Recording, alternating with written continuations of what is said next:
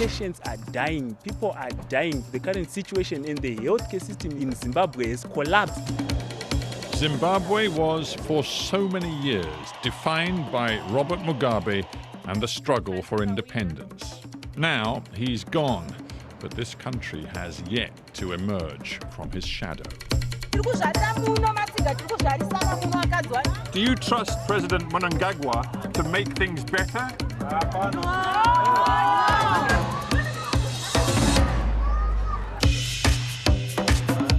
If there's no jobs, there's no money, there's no foodstuffs.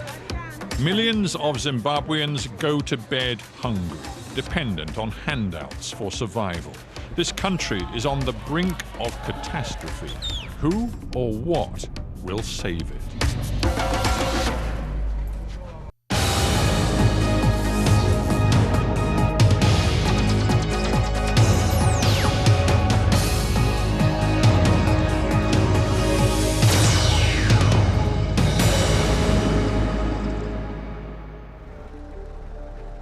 More than 500,000 people live in Mbari, a sprawling slum on the outskirts of Harare. This is where Zimbabweans come to escape crushing rural poverty. Many find themselves in a different sort of trap. In the last month, it has been difficult to obtain cash. 27-year-old Richard Fani is desperate to find a way out. Is it almost impossible to find a full-time, proper job? It's next to never finding a Next to never. Next to never. No jobs and soaring inflation. It's a recipe for wholesale desperation. Aid agencies reckon half of all Zimbabweans now rely on assistance for survival. Do you trust President Mnangagwa to make things better? So why do you say he's making things worse every day? I don't know if it's him or it's what, because things are getting worse and worse every day. Prices are going for transport, schools, clinics are closed, everything is down. We are struggling. And do you have children? Yeah, and they are not going to school. I can't afford to pay school fees for them. They're not even going to school? Yeah, they are home. When Mnangagwa replaced Mugabe, people hoped that maybe things would get better. They were better before. Really? Yeah. You seriously think things were better under President Mugabe? Yes. Yes. They were better before. It's becoming Mugabe worse is better every day. than Mnangagwa. Zimbabwe's infrastructure is crumbling. 2 million people in Harare have been without piped water for months. The fear is isolated cases of cholera and typhoid could become an epidemic. And the country is in the grip of a power crisis. Drought has cut hydroelectricity supplies. This coal-fired power station on the road to Mbari has run out of spare parts. At sunset, the mood shifts quickly on Mbari streets. The entire neighborhood is plunged into darkness, pierced only by fires, oil lamps, and the lucky few with generators. Richard is now taking me to a friend's house. It's about 7 o'clock in the evening, and I can tell you that walking through Mbari in the dark, well, it's a pretty weird experience. Richard guides me down dark alleys and into a block originally built for single male laborers, but now teeming with families crammed into tiny spaces. Thank you for letting us come into your home. Yvonne Mugombe and 9 members of her family, spanning 3 generations, live in this one room. Yvonne, in the dark at night, when there's no power, there's no lights, do you and the kids feel safe here? No, we don't feel safe because some of the people are being robbed at night. There are thieves all over this community. So we don't feel safe if there's no electricity.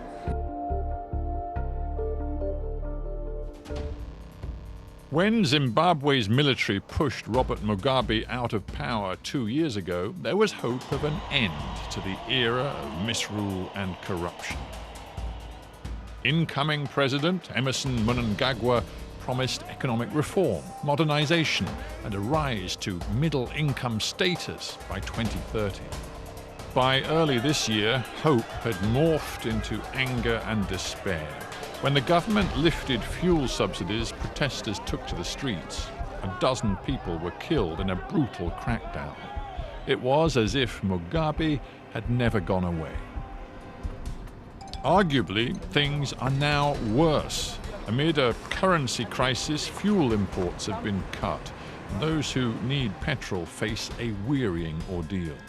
Just tell me how long you waited to get to the head of the queue today. Well, I got in the queue at 7:30 this morning, and I'm here now, which is... Well, that's 3 hours. That's 3 hours. That is a lot of your work day been taken up with sitting in a car doing nothing. Well, that's my morning gone. It makes business very difficult. It makes the whole of your life very difficult. But it is a way of life here. The later Mugabe years saw the Zimbabwean currency collapse and hyperinflation set in. The US dollar became the de facto currency. Now there's an effort to reintroduce the Zimbabwean dollar, but only in limited amounts to thwart the black marketeers. Just taking a walk through central Harare, and I've just spotted a large crowd of people outside what I think is a bank. So let's go find out what's happening. Show me the new Zimbabwe dollars. So it's a new $2 bill. Yes.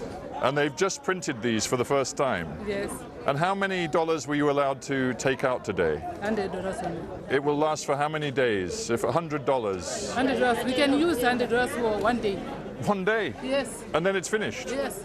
Are you confident that the government and President Mnangagwa are stabilizing the economy? Because it has been a mess for a very long time. Yes, I'm confident. You are? Yes. Because many people here are not. Why are you so I'm very, very confident. Why? Because enough is enough.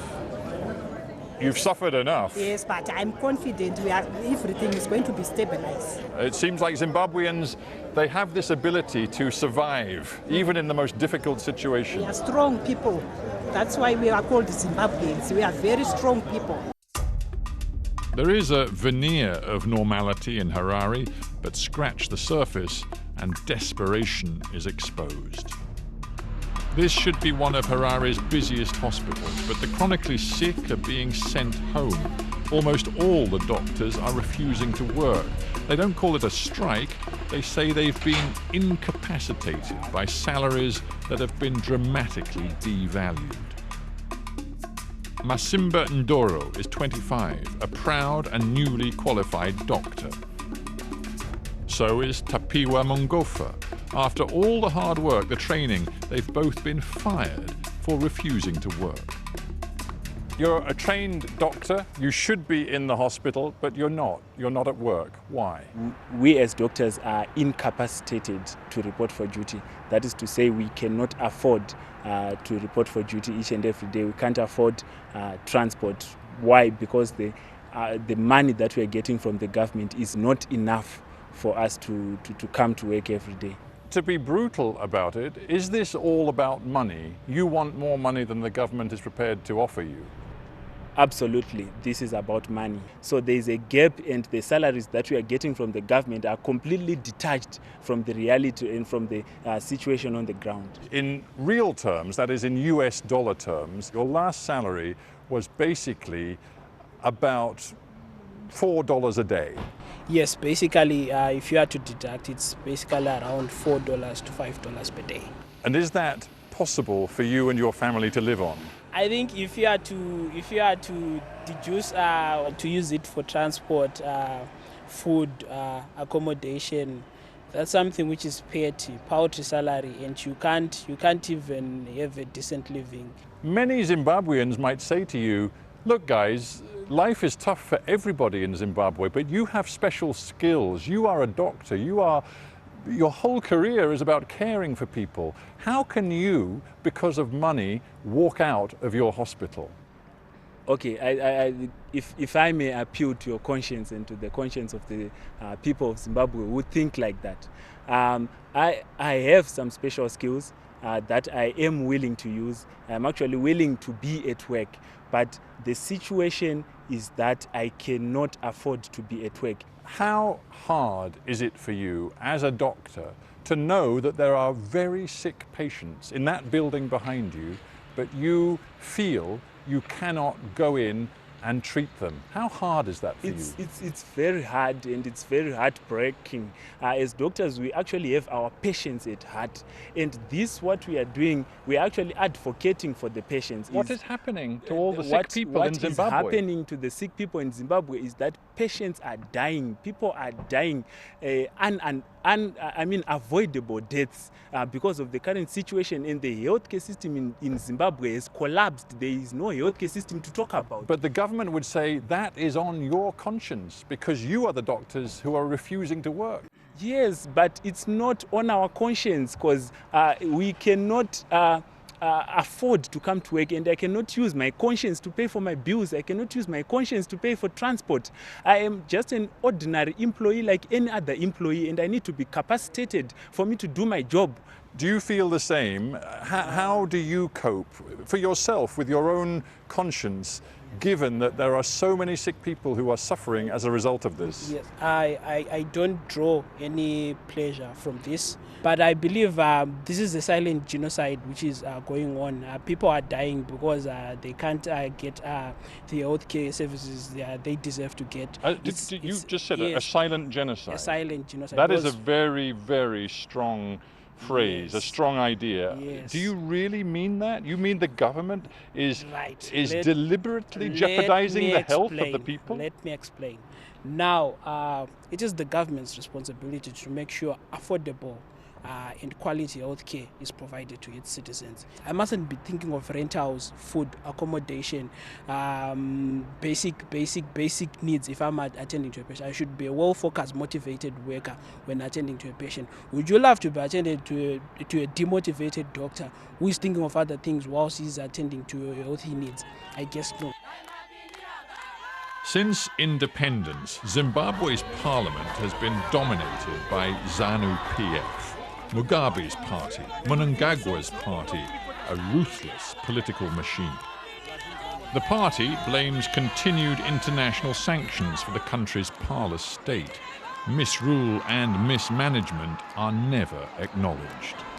And as the president attended Parliament for the annual budget presentation, a crowd of loyalists was rounded up to put on a show.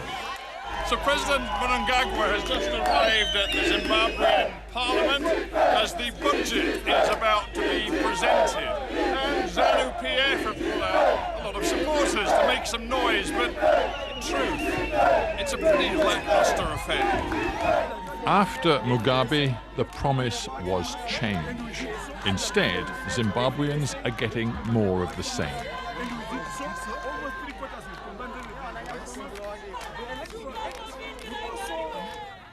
Minister Mangaliso Ndlovu, welcome to Hard Talk.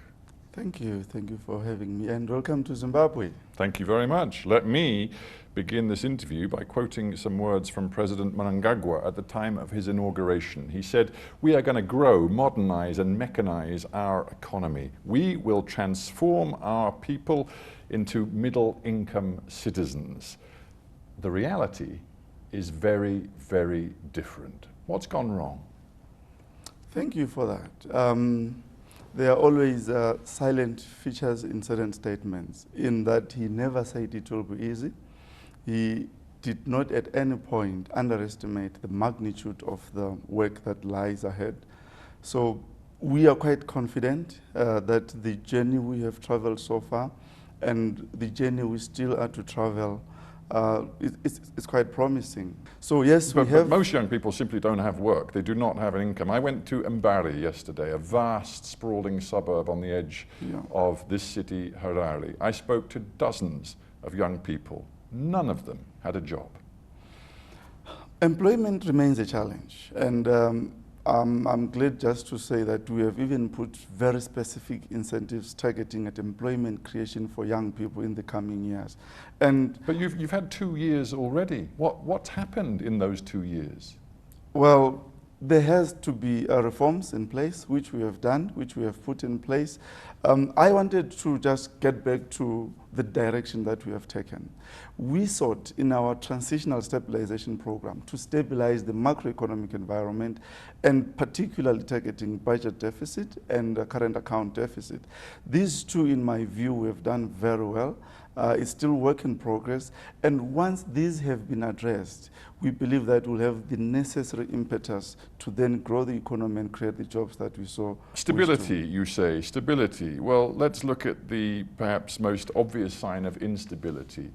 Currency crisis. Your finance minister has just introduced new Zimbabwean dollar bills, $2 and $5. I've seen the vast queues outside banks because people are only allowed to withdraw $100 a week in most banks. There is still a raging black market in currency exchange. There are speculators just a few yards from this hotel still exploiting people because your currency crisis is not resolved. I will agree with you that we still have a challenge in the currency situation, particularly on the speculative side. What has happened is that over the years, Zimbabwe has had almost the largest penetration in terms of digital currency. And this involved inclusion of quite a number of people. I think we were close to 85% financial inclusion due to our mobile money transfer system. But because of the fragility of our currency, people have tended now to want to use more of the hard currency, hence the pressure which we are seeing in the banks. And this is creating loopholes and opportunities for arbitrage for people. But with respect, your government isn't closing those loopholes, those opportunities. In fact, many Zimbabweans believe that people in power are actually collaborating with the money changers and the speculators. Many people in this city and across your country are disillusioned with President Mnangagwa and his record. And as we speak, your inflation rate, you won't even publish the figures anymore, but your inflation rate is believed to be somewhere over 300%. You've lost control. Okay. Inflation, why we decided that publishing is misleading in a way, it's because we have transitioned. Last year, this time around, we had a parity in terms of the exchange rate. And when we liberalized our exchange rate, it gives a false impression. When you look at our prices last year in US dollar terms, and you compare the prices this time around in US dollar terms, you might find that the prices in US dollar terms have actually gone down. But because of the disparities in exchange rate, then we have these numerous distortions. Minister, are you aware that there are many people in your city who are now so impoverished, who see the price rises, cannot afford food, they are reduced, them and their families, to living on one meal a day? Are you aware of that? I will admit that this has created pressure, particularly on the purchasing power. The wages have not aligned to the exchange rate movements, and that has been the major challenge, which we are gradually addressing. And no doubt. I'm asking you as a human being, a Zimbabwean, do you go to places like Mbari? And do you talk to people? And are you aware that their children are going hungry as we speak?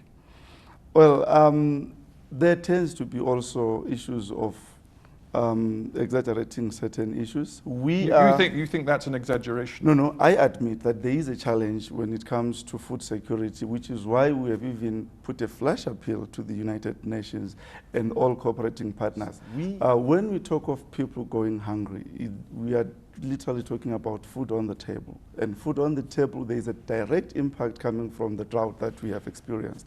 And this has stretched, if I may say, government social protection expenditure, because we have had to import close to 70% of our grain just to make sure that there is adequate grain in the country. So we have had to focus more on addressing food security issues. I spoke to young doctors yesterday, newly trained, very proud of their qualification as a Zimbabwean doctor. They say they cannot, they will not go to work in the hospitals because they can't afford to. They have, to put it their way, been incapacitated by the fact that the real value of their wages as doctors represents little more than $3 US a day. Some of them are selling their possessions simply to survive.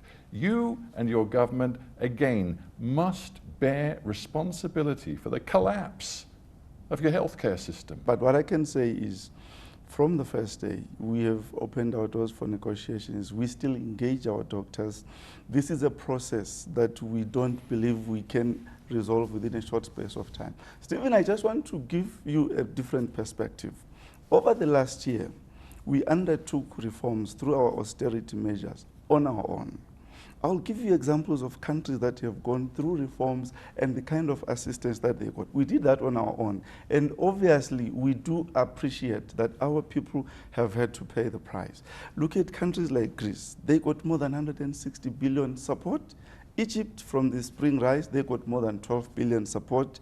Recently, we heard from there. So Zimbabwe had to do this on their own. But one of the reasons why Zimbabwe is not getting international support is because there's no faith in the competence and the honesty of your government. Just to take a few examples, power plants are lying idle right now, partly because parts which were ordered from South Africa years ago and paid for have never been delivered, and no one knows where that money has gone. Look at your national airline. You used to be Commerce and Trade Minister. Surely you are concerned that the national airline isn't allowed to fly because IATA, the international organization, says that it is not satisfied your airline has the maintenance safety record which would allow it to mandate it to fly. And these are competence issues. You will realize that this is a government that has really struggled over the past 2 decades. And over time, what you are talking about are real expenditure issues. Corruption issues, I'll put that aside. This is a real challenge, and we are putting efforts to make sure that it is addressed. What you are talking about is something that was unveiled in our internal audit systems, and drastic measures are being taken on that. But on physical expenditure issues, we have had to contend with the effects of isolation, with the effects of sanctions. You rather tactfully put in there a reference to sanctions, as though some of this could be blamed upon the international community for the very limited targeted sanctions which the US and the EU have put on Zimbabwe going back many years. The truth, surely, is that, again, scapegoating sanctions will not work, because in the words of the US ambassador to this country just the other day, he said, "It is unacceptable to talk about sanctions as a scapegoat when Zimbabwe's real problem is a fundamental betrayal of public trust. There are people getting rich, many in Zimbabwe's political elite, as the economy continues to deteriorate around them. And it is the Zimbabwean people who are suffering." That's from the US ambassador. I wouldn't expect him to say anything different, would you? I mean, it's them imposing the sanctions. If they are so ineffective, what justifies their existence? Because they're targeting individuals who are deemed to be thoroughly corrupt. I am former Minister of Industry and Commerce. The biggest company we ever had in this country was Cisco Steel. It's still under sanctions today. One of the biggest companies that were formed to spearhead industrialization, ITC, was under sanctions. How targeted are these sanctions? When you look at banks that have been penalized just for facilitating transactions, business transactions, you think these are targeted? This is smart because it's targeted at collapsing the economy. The generation that lived through the Mugabe era saw their hopes crushed long ago. Zimbabwe's tragedy is that a new generation is being robbed of a decent future.